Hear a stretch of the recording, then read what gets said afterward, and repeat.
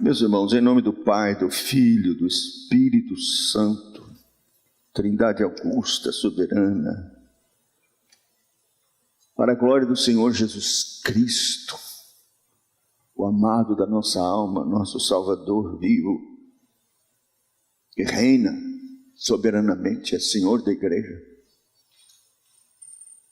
o centro do culto, no poder do Espírito Santo, que nos foi dado exatamente para nos iluminar e nos conduzir, a fim de que Cristo seja glorificado, Deus o Pai seja glorificado. E no poder do Espírito Santo, na dependência dEle, porque sem Ele nada podemos fazer. Nós vamos abrir a palavra de Deus. Eu quero ler dois textos. Primeiro em Jeremias, no capítulo 31, versículo 9: virei com choro e com súplicas os levarei, e aluzei aos ribeiros de águas, por caminho reto, em que não tropeçarão, porque eu sou pai para Israel. E ainda Zacarias,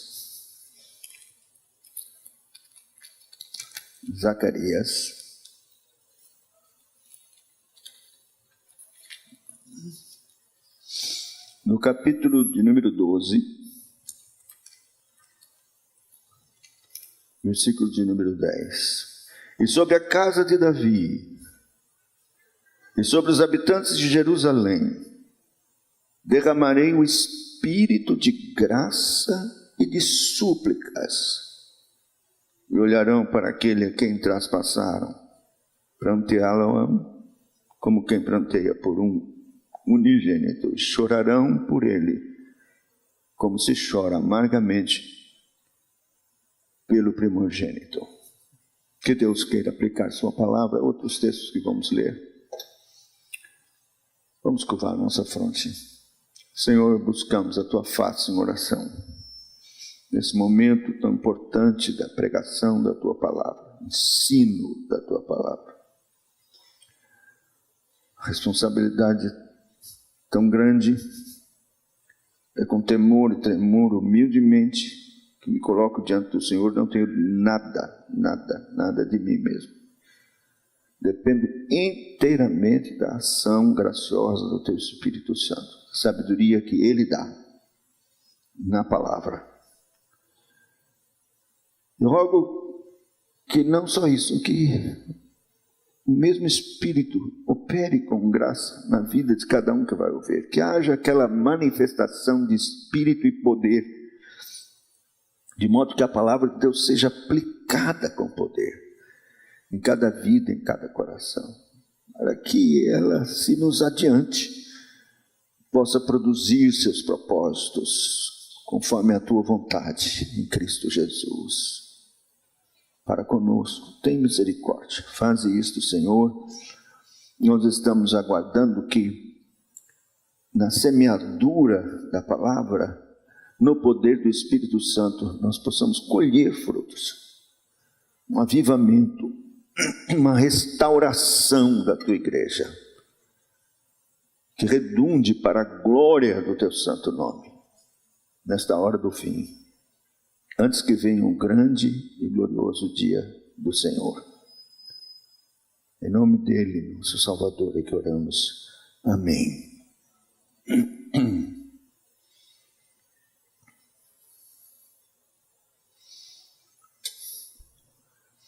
Nós vamos tratar sobre a oração.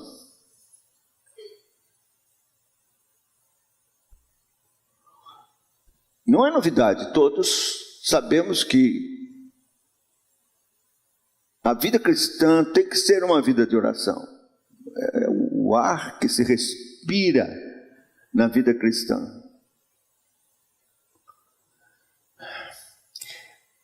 Mas, como tudo mais, fica comprometido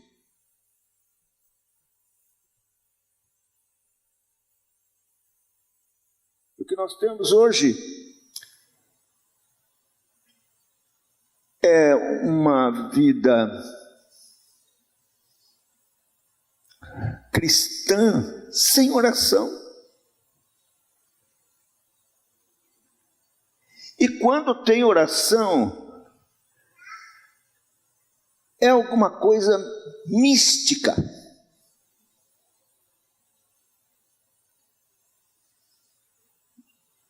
É um misticismo espiritual,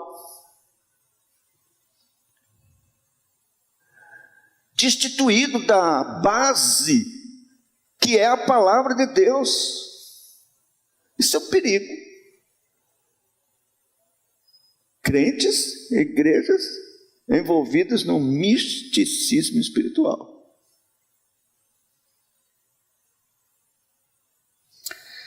E pensam que estão agradando a Deus e não estão.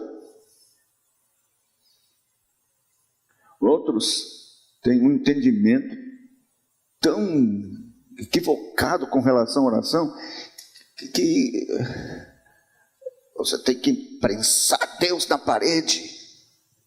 Certamente você já ouviu isso. Tem que exigir. Ou então ordenar, decretar,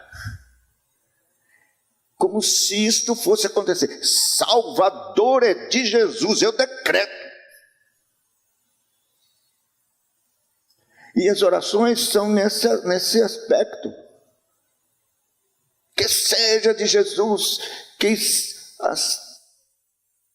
sejam dissipadas, tal como se fosse a sua oração fazer isso.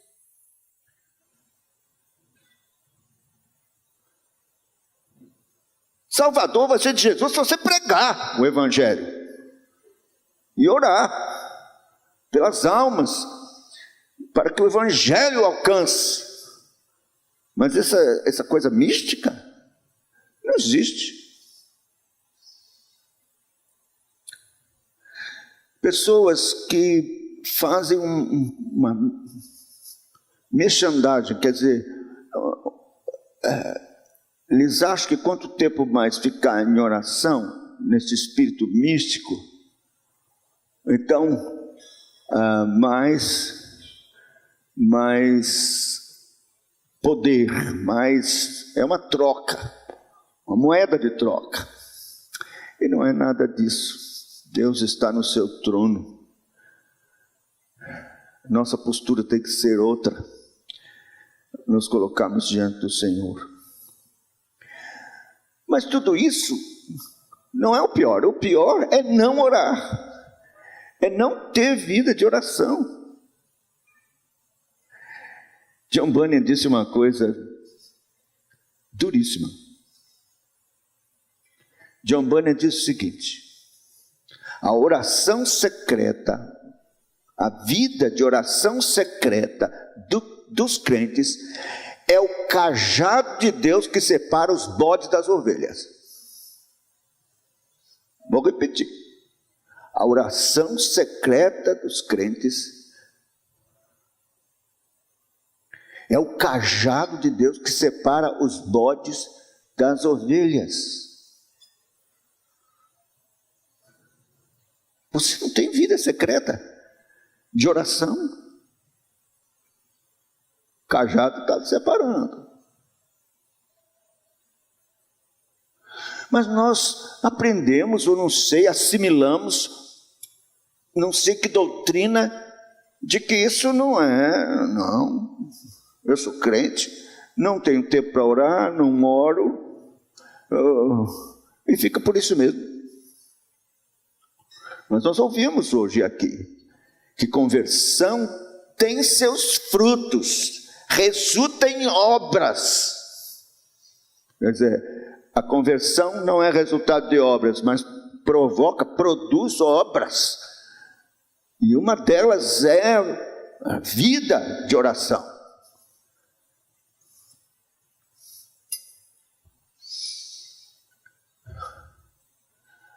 E é uma graça de Deus, quando Ele faz isto, que nós acabamos de ouvir aqui em Zacarias capítulo 12, versículo 10. Sobre a casa de Davi e sobre os habitantes de Jerusalém derramarei um espírito de graça e de súplicas. E eu creio que nós estamos precisando disto urgentemente, que Deus olhe para nós e nos visite com um derramamento de espírito de súplicas, que sejamos despertados pelo Espírito Santo para buscar o Senhor, cheios de espírito de súplica e de graça para orar.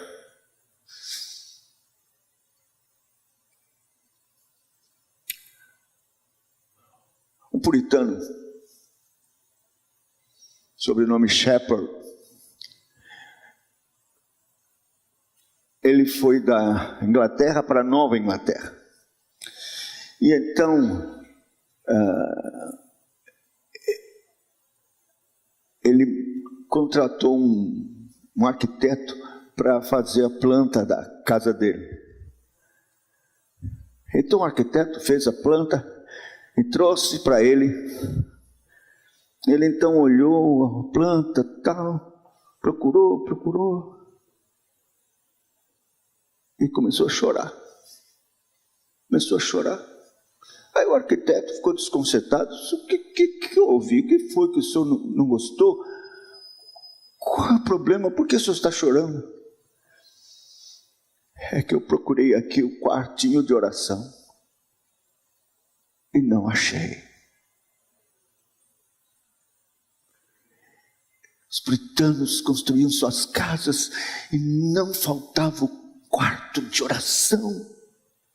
Mas agora na Nova Inglaterra não tem mais quarto de oração e ele chora. Ele vê o futuro, porque não tem mais quarto de oração.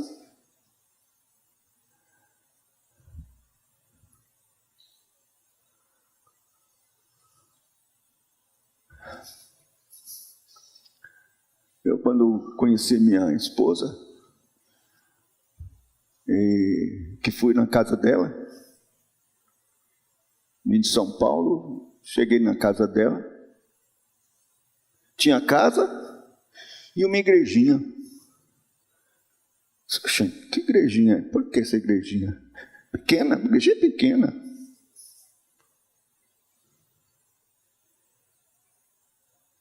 Era o quarto de oração da minha sogra.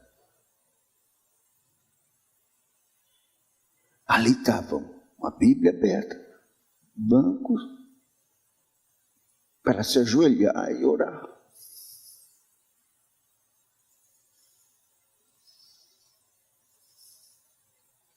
Mas ninguém pensa mais nada disso, não. Não tem mais. A lufa, a vida, uma ciranda. As pessoas estão ocupadas, correndo de um lado para o outro. Isso não tem mais tempo. Lutero dizia: eu tenho muita coisa para fazer hoje, e eu tenho que ficar mais tempo de joelhos, orando. A gente faz o contrário: hoje tem muita coisa para fazer, vou orar menos. Ele disse: não, tem que orar mais, porque tem muita coisa para fazer.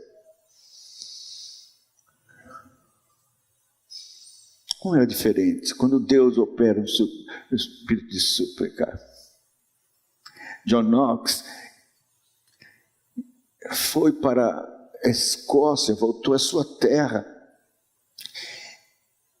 e agora ele chega à sua pátria, sua terra estava dominada pelas rainhas católicas. O catolicismo tomou conta. E ele então vem para pregar a palavra de Deus, o evangelho da graça, e se põe de joelhos para orar. E ora, e essa oração era veemente: dá-me a Escócia ou eu morro.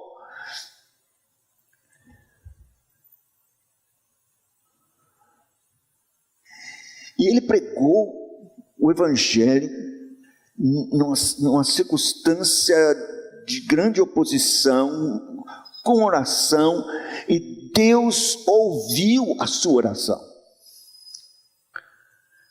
e abençoou a sua palavra.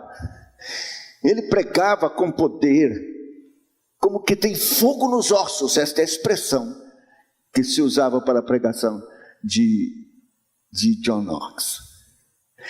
10 anos depois, ele está numa sala, a rainha, todo o seu séquito, todos os seus ministros, e a cerimônia era a assinatura de um documento retirando o catolicismo como religião oficial e colocando o protestantismo, o presbiterianismo. Ele assistiu, ele testemunhou, ele viu Deus respondendo a sua oração. Seu genro, John Welsh, era um pastor, homem de oração. Ele gastava pelo menos 7 horas em oração. E à noite, frio, um frio muito grande, ele saía furtivamente do seu leito, da cama, e ia para o quarto de oração. E então, sua esposa acordava e não o via ao seu lado. Então ela leva uma manta e chega, ele está de joelhos. Diz: meu querido, está muito frio, você vai adoecer, volte para a cama. Aí ele diz: não posso, minha querida, não posso. Eu tenho 3.000 almas que precisam de mim. Eu tenho que clamar por elas, eu não posso.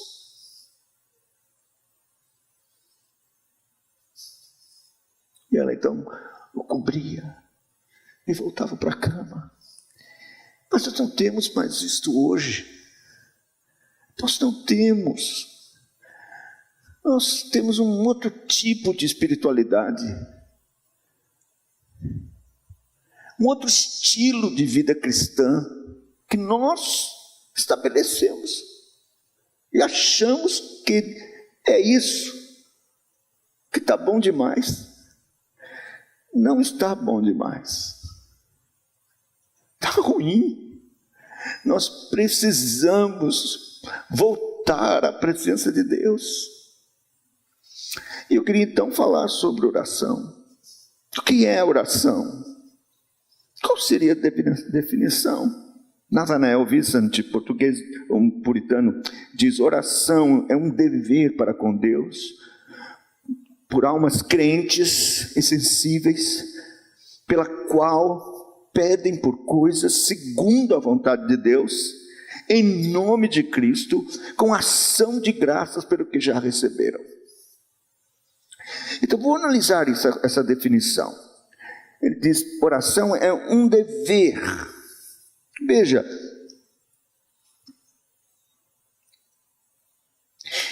esse dever, ele é parte da nossa dependência de Deus. Porque dependemos de Deus, devemos orar. Até os pagãos têm esse senso para com seus deuses. Se você lembrar dos marinheiros lá no barco de Jonas, e a tempestade, nada mudava, e eles estavam relutando de jogar Jonas, e eles clamaram aos seus deuses.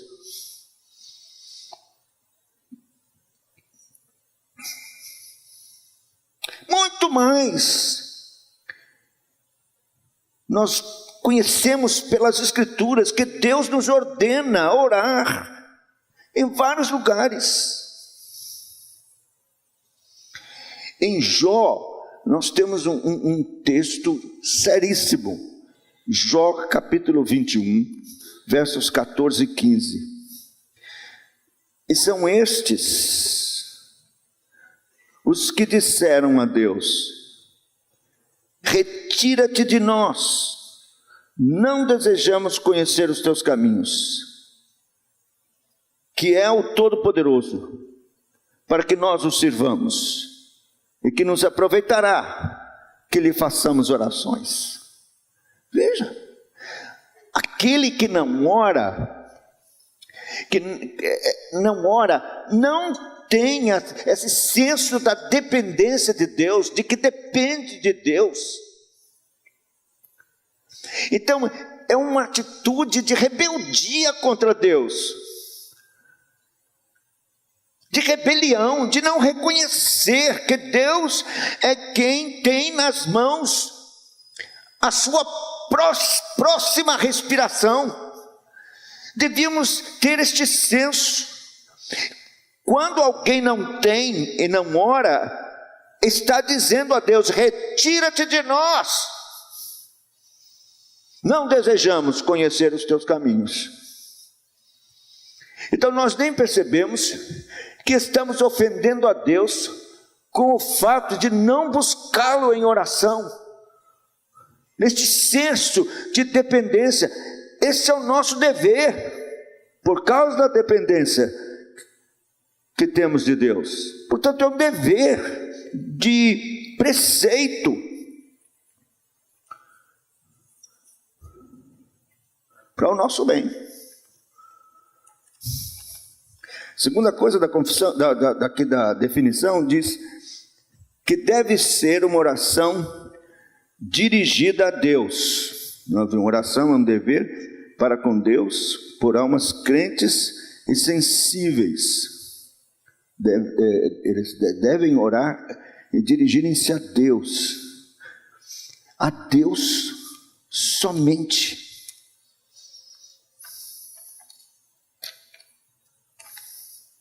A Deus somente. Então, nós não vamos aqui, claro, os crentes estão seguros, só a Deus adorarás, só a Ele prestarás culto, não é? O Salmo de número 5, versículos 2: escuta, Rei meu, ó Deus meu, a minha voz que clama, pois a Ti é que imploro. De manhã, Senhor, ouves a minha voz, de manhã te apresento a minha oração e fico esperando a Ti. Só Ele é poderoso para fazer infinitamente mais além do que pedimos ou pensamos, Efésios 3:20. Nada, nem anjos, santos, Maria, nada, só Ele pode suprir nossas necessidades em Cristo Jesus, Filipenses 4:19. Então, entender isso, nossa suficiência vem de Cristo, nós temos que buscá-lo, temos que buscar a Deus, e só a Deus. Terceiro, devemos ser sensíveis, deve ser uma atitude de alguém sensível. A definição diz isso. Não pode ser por ignorância, incredulidade. Se nos apresentarmos a Deus de modo assim, insensível, isso é uma zombaria, é uma abominação. Sensível significa reconhecer o pecado, de que nós não merecemos absolutamente nada de Deus. Temos que nos apresentar diante dele com este senso de pecado, e então humildemente, como é que podemos nos apresentar diante de Deus, um Deus santo, e nós tão miseráveis pecadores, com algum senso de cobrar o quê? A Bíblia diz de que se queixa o homem, queixe cada um dos seus próprios pecados. A oração dos puritanos sempre era uma oração de reconhecimento da glória, da soberania, da santidade, do poder de Deus, da sua justiça perfeita. e da nossa miserabilidade. Então era se apresentar sempre: Senhor, tem misericórdia de mim, miserável pecador. Eu me lembro que quando eu comecei a ler os puritanos e comecei a orar assim e a fazer isso na igreja, um presbítero veio reclamar disso: você não deve dizer que sou um miserável, eu sou um regenerado, agora o senhor é um pastor, ministro, miserável pecador. Estranhou, porque as pessoas não oram assim, não oram com este senso de pecaminosidade, de miserabilidade que somos nós diante de um Deus santo. Mesmo justificado e salvo pela graça de Deus, eu continuo um pecador. Então não tem como me apresentar diante de Deus se não for com este espírito humilde, reconhecendo meus pecados e clamando pela misericórdia de Deus. Isaías 59 mostra que se não houver esse senso de pecaminosidade e de súplica de que Deus nos perdoe, para nos receber na sua presença de consciência pura, limpa, Deus não vai ouvir.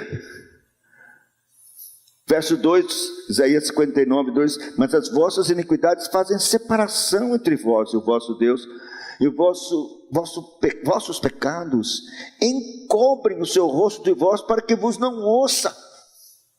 Então, como ousamos chegar na presença de Deus sem este senso de arrependimento, de espírito humilde, como ouvimos hoje do publicano que não tinha coragem de levantar os olhos aos céus, mas humilhado, batia no peito: ser propício a mim, pecador.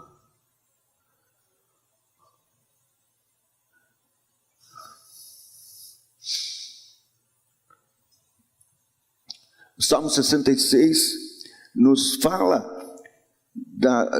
de que, de fato, nossos pecados podem sim ser impedimentos nas nossas orações. Nós temos que entender isso. No verso 18: se no coração contemplar a vaidade, o Senhor não me teria ouvido. Então, como é que você pode se apresentar diante de Deus com um coração vaidoso? E os maridos que recebem uma exortação séria lá em 1 Pedro capítulo 3, versículo de número 7: maridos, vós igualmente vivei a vida comum no lar, com discernimento, tendo consideração para com a vossa mulher como parte mais frágil, tratai-a com dignidade, porque sois juntamente herdeiros da mesma graça da vida, para que não se interrompam as vossas orações. O cabra maltrata a esposa, trata mal, ele vai orar, e a Bíblia está dizendo: não está interrompido, não vai. Então, com uma sensibilidade dos pecados, um senso de indignidade,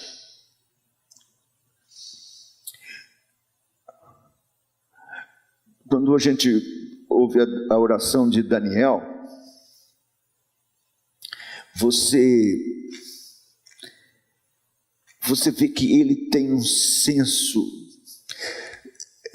desta condição de pecador. Ele era um homem santo. Daniel era um homem santo, um santo.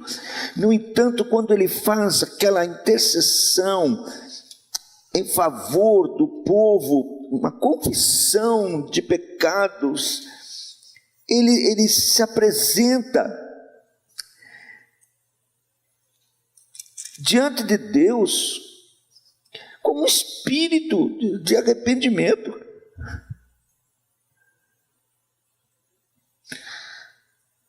Ele diz assim: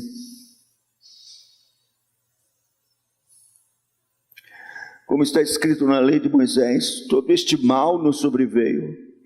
Apesar disso, não temos implorado o favor do Senhor nosso Deus, para nos convertermos das nossas iniquidades e nos aplicarmos à tua verdade. Depois ele diz: a nós compete o coragem e vergonha, como hoje se vê. Ele se inclui. Por mais santo que nós possamos ser, não deixamos de ser pecador e temos que nos aproximar diante desse Deus Santo com temor e tremor, com um senso de indignidade.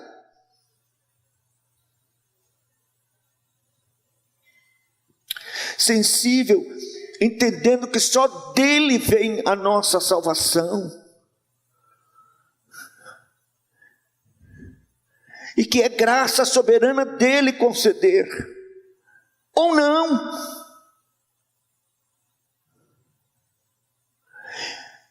Eu não sei o que aconteceu, mas houve uma guinada na teologia que mudou a disposição no coração dos crentes. Parece que roubou, tirou o temor de Deus no coração, o senso da sua glória, poder, santidade. E as pessoas se atrevem a se apresentar diante de Deus sem temor algum e tremor. E elas não sabem que estão brincando com fogo.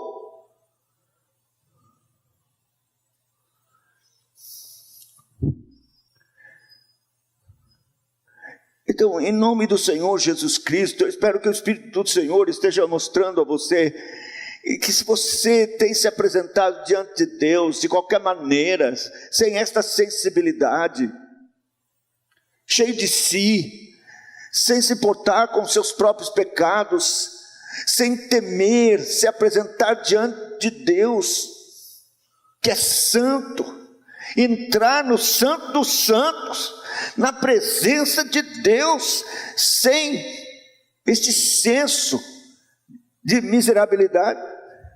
Eu acho interessante que Hebreus fala que para termos ousadia de entrar na presença do Senhor, nós temos que ter o corpo lavado com água pura. Aí tem gente que pensa que quer tomar banho. Para mim, essa água pura aqui é a palavra de Deus. É a pessoa estar habilitada a se apresentar diante de Deus depois de ter passado pela purificação da palavra. Não era assim na construção do templo? Não tinha o mar de bronze, onde se fazia com a água a purificação para se entrar no santuário? Então, um senso de miserabilidade, humildade, reconhecendo nossas misérias, com boca no pó, talvez haja esperança. Nós devemos com temor e tremor nos apresentar diante do Senhor, mas com fé. A fé é uma graça que Deus concede ao nosso. Ninguém tem fé de si mesmo. Não pense nisso. Se você acha que as pessoas todas têm fé, está errado. A fé é um dom de Deus. Se a gente abrir aqui na palavra de Deus, em Tessalonicenses,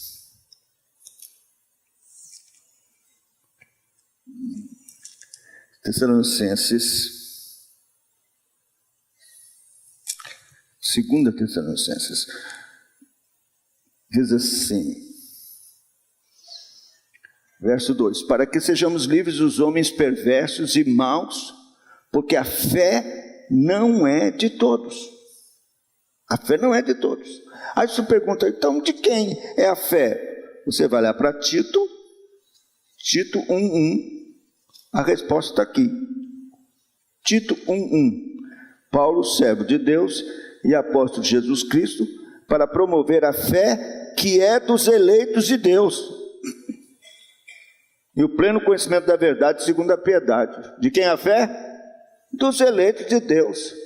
Pela graça sois salvos mediante a fé. Isto, a fé, não vem de vós, é dom de Deus. Então, Deus nos concede esta graça da fé, que é requerida para estarmos na presença de Deus. Em Hebreus, capítulo 4, no versículo de número 2, nós lemos assim: porque também a nós foram anunciadas as boas novas, como se deu com eles. Mas a palavra que ouviram não lhes aproveitou, visto não ter sido acompanhada pela fé naqueles que a ouviram. Vejam, eles ouviram a palavra de Deus, mas Deus não concedeu a fé para que cresçam.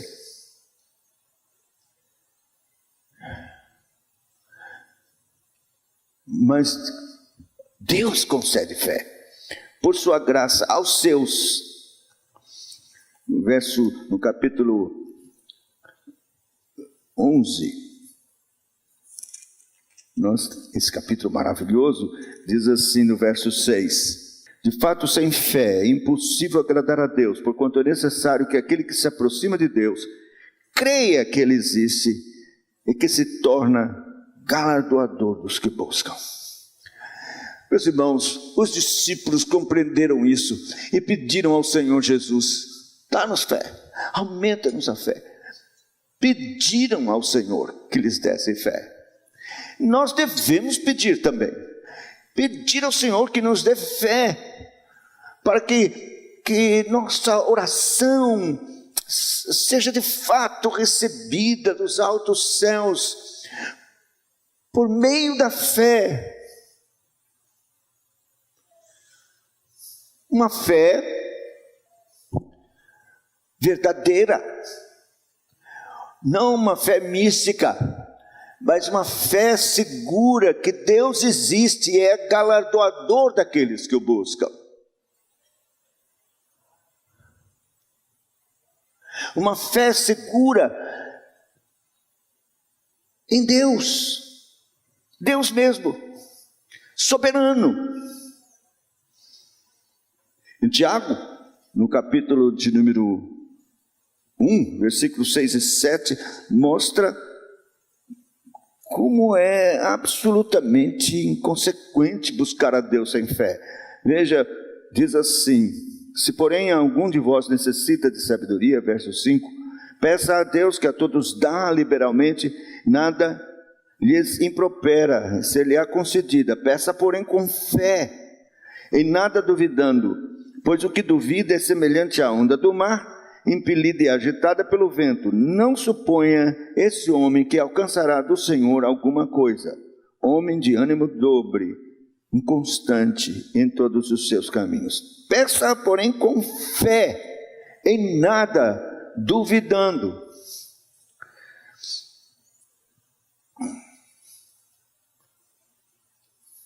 Não há nenhuma desculpa pelo fato de Deus dar soberanamente, conforme a sua vontade, a fé a quem quer. Não há desculpa de você não ter fé. Porque se é assim, aí é que você deve orar mais pedindo que Deus lhe dê fé. Aí é que você deve mesmo orar, sabendo que você não pode simplesmente fazer isso por você mesmo. Mas Deus soberanamente dá, e não impropera. Você busca, ora a Deus, pede, Ele concede fé, Ele aumenta a sua fé. E nós temos que ser homens e mulheres de fé. Meus irmãos, que será do mundo se não houver um povo de fé, que se coloca diante de Deus e ora, intercede, roga e clama?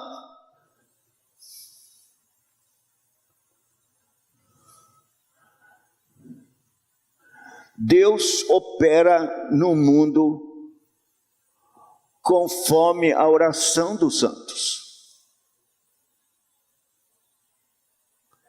Conforme a sua igreja, Ele opera no mundo. Se nós abrirmos lá em Apocalipse, no capítulo 8, nós temos aqui exatamente a expressão disso.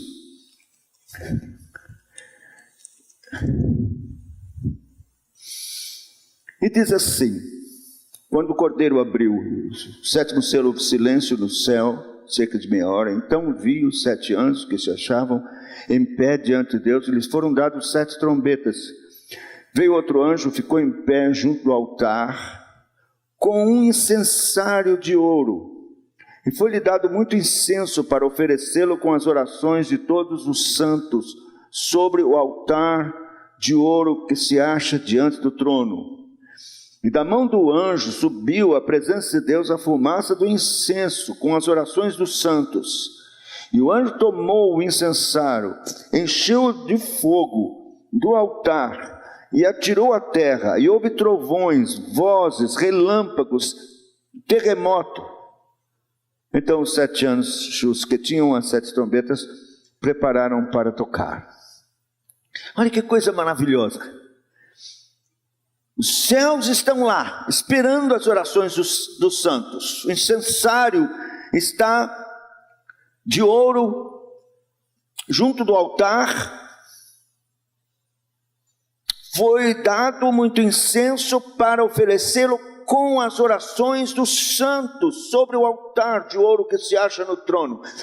Quer dizer, esse anjo é Cristo mesmo. Muitas vezes, anjo na Bíblia é Cristo. Cristo está como incensário, porque Ele intercede por nós. Ele está esperando as orações dos santos. Ele toma as orações dos santos, mistura com o incenso da sua intercessão. Nossas orações são purificadas, suas mãos feridas tomam as orações, põe no incensário, e Ele mesmo leva essas orações ao Pai. Orações dos santos purificadas. E o que acontece? Fogo do altar, o anjo tomou o incensário, encheu de fogo do altar e atirou à terra. Essas são respostas das orações. E houve trovões, vozes, relâmpagos, terremoto, poder. A resposta das orações dos santos retornam em manifestações de poder no mundo. Então veja, no programa de Deus, como é precioso e importante que o seu povo se ponha de joelhos e ore, e busque, e faça orações dos santos, intercedendo em favor do povo, da cidade, da pátria, do nosso país. Nunca precisamos tanto que a igreja ore. Você sabe do que eu estou falando. Não fique esperando partido X, ou alguém, fulano ou fulana, ou partido, ou qualquer outra coisa. Deus está com o incensário esperando as orações dos santos em favor dessa nação, para que Deus afaste as nuvens negras, ameaçadoras, que irão trazer suplício, sofrimento, cercear a liberdade de pregação do Evangelho, a voz dos pregadores profética de reprimenda contra o pecado. Mas pelas orações dos santos, trovões e relâmpagos virão, e afastarão o mal. Será que não entendemos isso? Nós temos algumas semanas até a eleição. Eu espero que o Espírito Santo esteja falando com você agora. É Deus mesmo conclamando sua igreja para que dobre seus joelhos. Enquanto é tempo, saiba que as suas orações vão ser recebidas por Cristo, misturados com seu incensário, sua intercessão, levadas ao Pai. A resposta virá com trovões, relâmpagos, terremotos.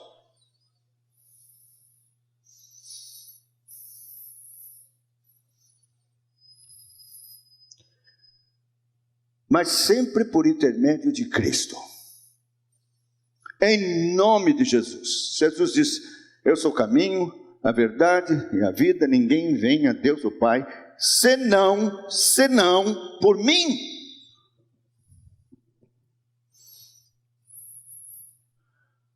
Em nome de Jesus significa isto, que nós não podemos chegar à presença de Deus sem um mediador.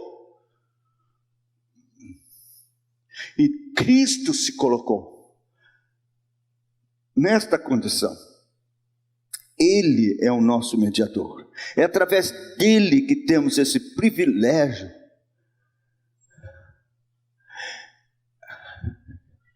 Não podíamos sequer pensar chegar ao trono de Deus. Eu acho interessante que alguns pensam: Deus ouve a oração de ímpio, de gente incrédula, de ímpio. Bom, Deus ouve qualquer coisa, né? Que Ele quiser ouvir. Mas atender, responder, como?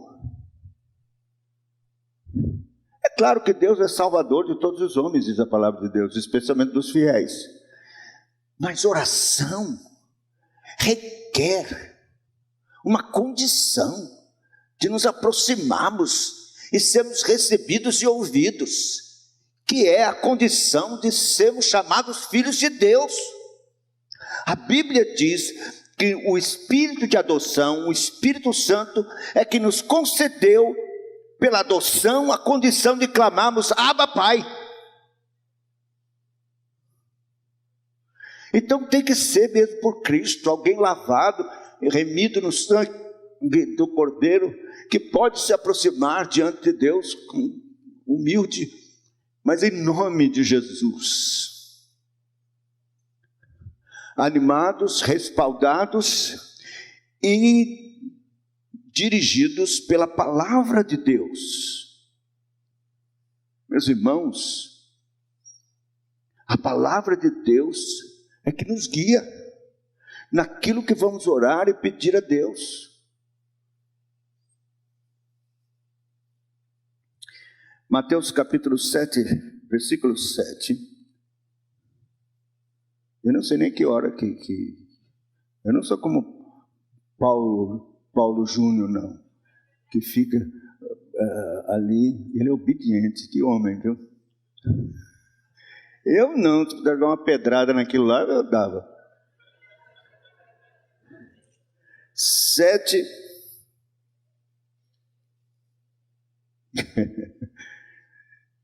Não, eu queria ser assim, Paulo. 7, versículo 7. Pedi, dar-se-vos-á, buscai, achareis, batei, abrir-se-vos-á. Pois todo o que pede, recebe, o que busca, encontra. E a quem bate, abrir-se-lhe-á. Qual entre vós é o homem que, se porventura o filho pedir pão, lhe dará pedra? Ou pedir peixe, lhe dará uma cobra? Ora, se vós, que sois maus, sabeis dar boas dádivas aos vossos filhos, quanto mais vosso Pai, que está nos céus, dará boas coisas aos que lhe pedirem. Tudo quanto, pois, quereis que os homens vos façam, fazei vós também a eles, porque esta é a lei e os profetas. E quem é que não conhece esse texto? E Jesus disse: até agora nada pedistes, pedi e recebereis, para que o vosso gozo se cumpra.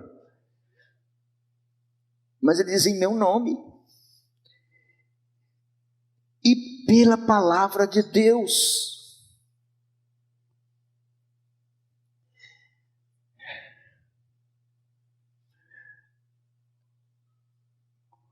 De acordo com ela.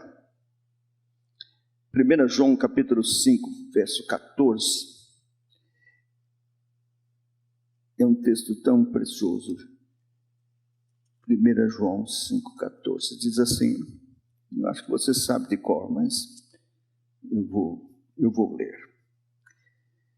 E esta é a confiança que temos para com Ele, que se pedirmos alguma coisa segundo a sua vontade, Ele nos ouve.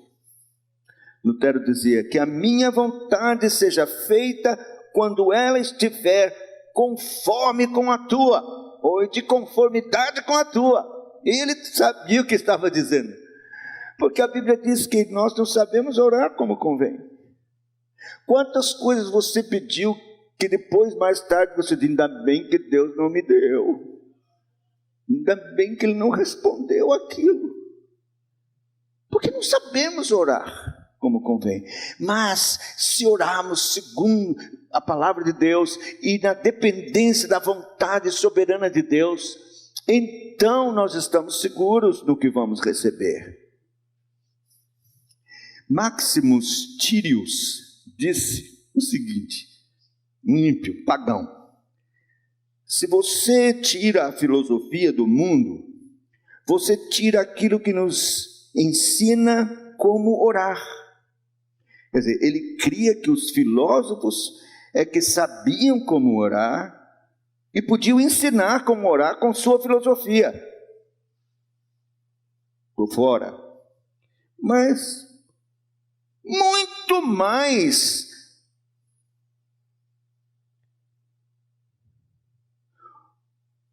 nós que temos a palavra de Deus, é verdadeiro com respeito à palavra de Deus. Sem ela não temos como orar.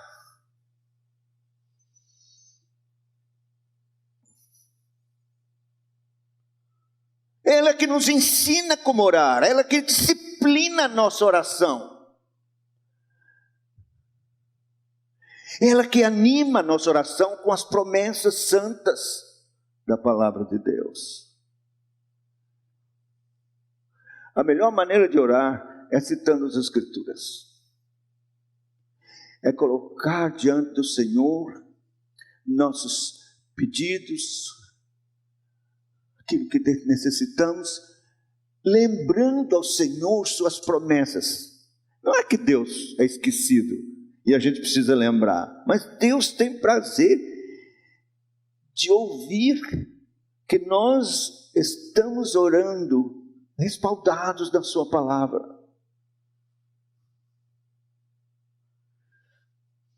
E a maneira melhor de orar é firmados na palavra de Deus. Eu acho que a reforma da oração passa por isso aqui, sabe? Nós nos afastamos da palavra de Deus. Quanto mais longe da palavra de Deus, mais a oração é mística, é centrada no homem, é defeituosa e problemática e entristece a Deus. Quanto mais nós temos a oração próxima da palavra de Deus, cercada com a palavra de Deus, firmada na palavra de Deus, sustentada pela palavra de Deus, então mais agrada a Deus, mais nós somos abençoados de fato e edificados. Eu vou terminar lembrando as partes das orações. Primeiro, então, um reconhecimento da soberania de Deus, da sua glória, do seu poder. Lembrar que Ele é Criador dos céus e da terra, Senhor dos céus e da terra, Deus e Pai do nosso Senhor e Salvador Jesus Cristo. Quando eu era jovem, nós orávamos juntos na igreja a oração do Pai Nosso.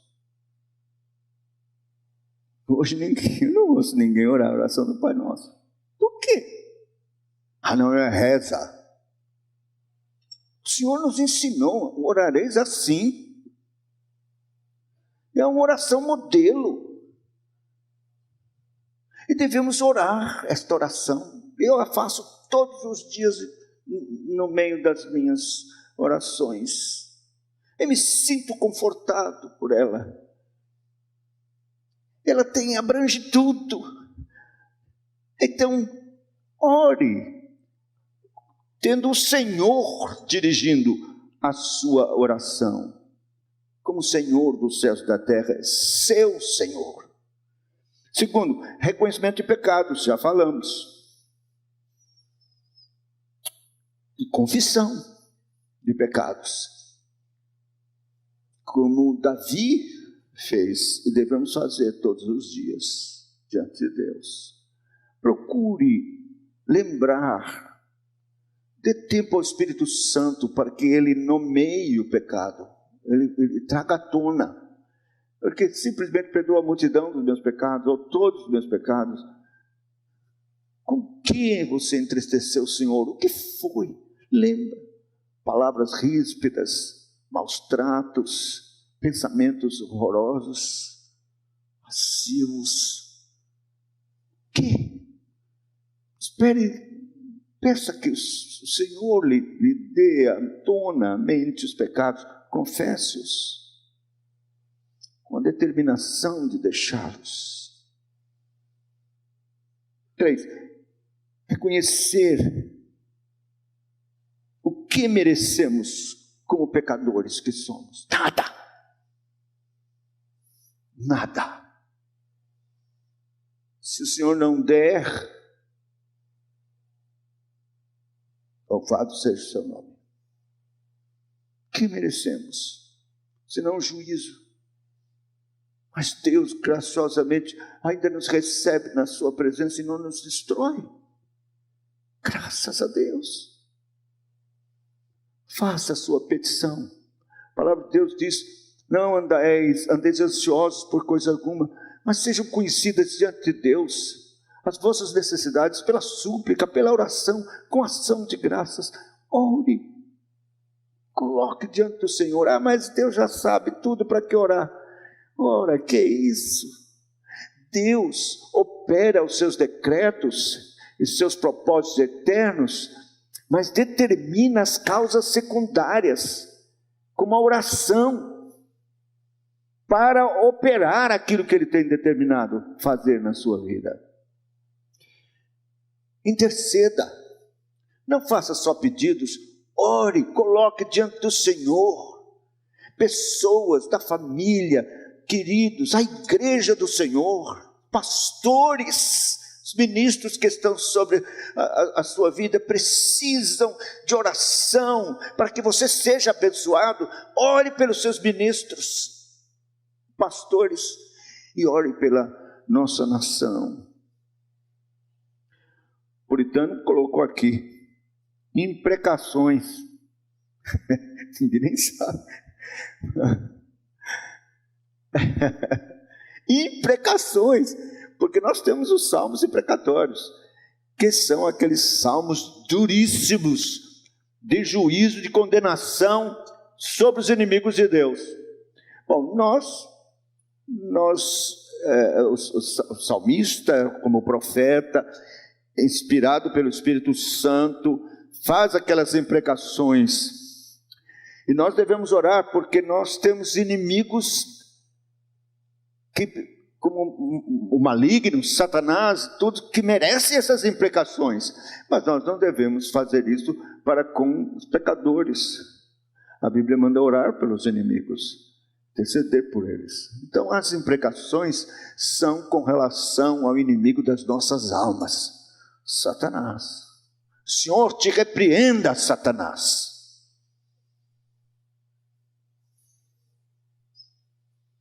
E por último, ação de graças.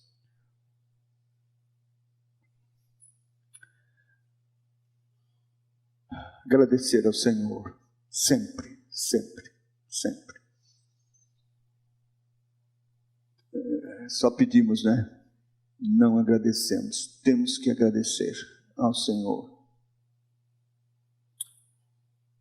nos submeter à vontade dEle quanto aos seus propósitos. Sua vontade segundo o seu preceito, sua lei. Devemos estar obedientes ao Senhor. Deus não atende a desobedientes. É preciso primeiro ser obediente e lembrar das promessas de Deus.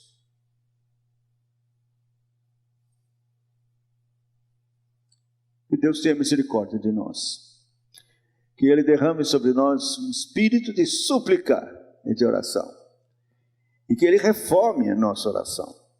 Nos faça a orar conforme a sua palavra, conforme Ele tem determinado, conforme Ele quer, e não como nós queremos, pensamos impor a Deus.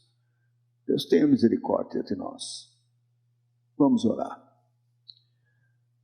Senhor Deus, tem compaixão, tem misericórdia, em nome de Jesus.